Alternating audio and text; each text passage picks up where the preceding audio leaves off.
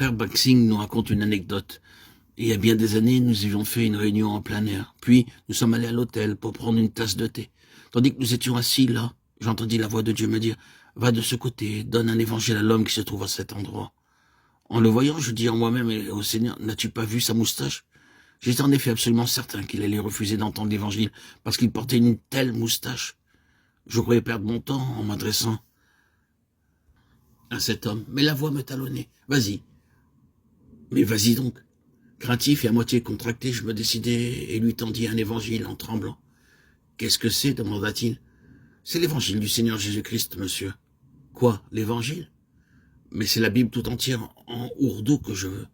Voilà maintenant 2 ans que je suis en quête d'une personne qui soit en mesure de me donner la Bible complète en ourdou. » Le cœur joyeux, je lui répondis « Je n'ai pas présentement sur moi, mais si vous consentez à me donner votre adresse, je vous en apporterai une chez vous. » Le lendemain donc, je me rendis chez lui. Je lui donnai en outre quelques explications en vue de sa future lecture.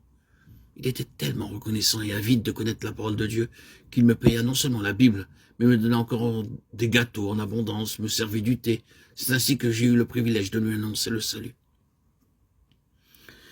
Si j'avais écouté ma propre sagesse, je ne lui aurais pas parlé, ni donné un évangile. Aussi, en obéissant, j'ai commencé à discerner la façon d'agir de Dieu. Au début, Dieu ne donne pas tellement d'explications. Il se contente de nous dire que quelques phrases très brèves. Mais par notre obéissance progressive et en accomplissant pas à pas sa volonté, il nous dira bien davantage. Ne vous attendez pas à un long message quand Dieu vous parle, obéissez-lui simplement au gré de ce qu'il dit. Lorsque Saül obéit à la voix et qu'il se rendit à Damas, Dieu avait déjà préparé à son insu un autre serviteur qui devait le rencontrer. Ananias se présenta à Saül et se mit à lui parler. Or, un homme nommé Ananias, homme pieux selon la loi, et de qui tous les Juifs demeurant à Damas rendaient un bon témoignage, vint se présenter à moi. Acte 22, 12. Apparemment, c'était Ananias qui parlait à Saül, mais en réalité, il s'agissait de la voix de Dieu, selon Acte 9, 10 à 15. Ananias a d'abord refusé de se rendre auprès de Saül, mais Dieu l'avait préparé pour cette tâche, quoique Saül ne sache point comment.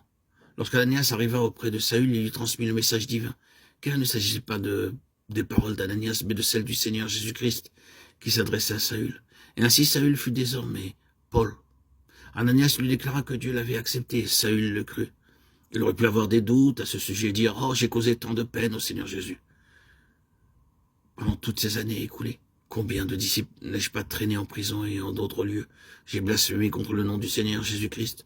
Est-il vraiment possible qu'un péché si scandaleux puisse être si facilement pardonné? Paul ne s'est jamais lassé d'admettre qu'il était le plus grand pécheur.